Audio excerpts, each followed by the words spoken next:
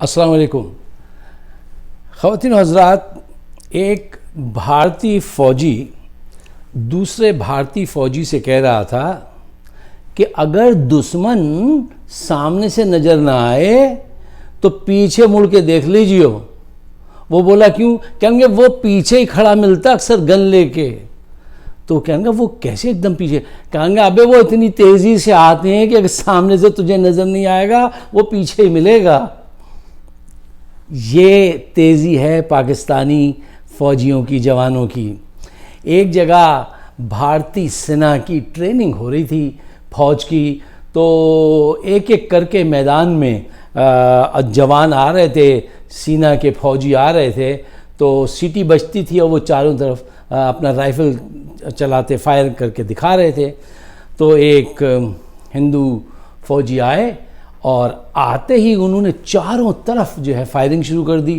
تو ان کا میجر چیخا، وہ بولا ارے ابھی میں نے سیٹی نہیں بجائی اور تو نے فائرنگ شروع کر دی.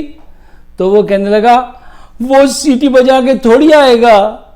تو وہ کہنے لگا اچھا اگر چلیے بات صحیح ہے، پھر بھی یہ تو بالک دیکھ لیتا کہ وہ تیرے کنے رائٹ کھڑا ہے، بھیتر کھڑا ہے، لیفٹ کھڑا ہے، ایسٹ کھڑا ہے، ویسٹ کھڑا ہے، کہاں کھڑا ہے یہ تو دیکھ لیتا. تو وہ فوجی رونے لگا، کہنے لگا میں تو جدھر دیکھتا ہوں مجھے وہی کھڑا نظر آتا ہے. اتنا مورل ہے، یہ مورل ہے ہندو آرمی کا. اور پاکستان سے جنگ چاہتے ہیں، پاکستان سے جنگ چاہتے ہیں. خواتین و حضرات، جنگ آج کی جو جنگ ہے وہ 100 برس پرانے اسٹائل کی جنگ نہیں، پچھلے 50 سال کی جنگ اٹھا کے دیکھ لیجئے تو آپ کو سب نظر آ جائے گا کہ بڑی بڑی قوتوں کو، جن کے پاس بڑے بڑے اسلحے کے ڈپو اور ڈینڈ تھے، چھوٹی چھوٹی قوتوں نے مارا ہے. آپ ڈیٹا دیکھیے، آج جو دور ہے وہ آرٹیفیشل انٹیلیجنس کا دور ہے. آپ الگورتھم اس کا یوز کیجئے، ڈیٹا پراپر، آپ کو سب حقیقت پتہ چل جائے گی. چاہے سائز میں کوئی کتنا بھی بڑا ہو، اس سے کیا فرق پڑتا ہے. میڈیا پروپیگنڈا نمبر 1، آپ کا ایمونیشن اور کریج، ذہانت کے ساتھ جو پاکستانیوں کے پاس ان کا خدا کی طرف سے دیا ہوا زیور ہے. اچھا اس سے پہلے کہ سیریس بات چیت ہو جائے، میں چاہتا ہوں میں ایک آپ کو چھوٹا سا کلپ دکھانا چاہتا ہوں. Proof of the pudding.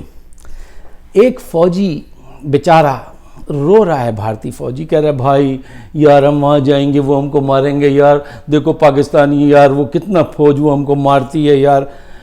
اور وہ کہہ رہا ہے میں کیوں جان دوں، میں 20,000 روپے کماتا ہوں، 4 لاکھ والا جان دے.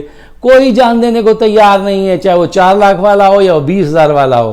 اور یہاں پہ صورتحال یہ ہو، چاہے وہ 20 والا ہو، 4 والا ہو، بچہ ہو، جوان ہو، بوڑھا ہو، وہ سب کہتا ہے کہ مجھے لے کے چلو اور میں شہادت حاصل کروں. کیوں؟ اس کو تو مرنے کے بعد جنت، شہادت ملے گی.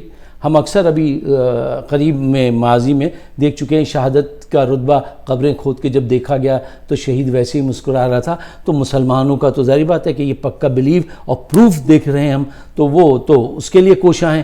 اب ان کا پتہ نہیں کیا بنے گا، کہ نرک میں جائیں گے کہ وہ دوسری جگہ جائیں گے، اور وہاں پہ بھگوان کی مرضی پہ ہے کہ وہ بلی بنائے، کتا بنائے.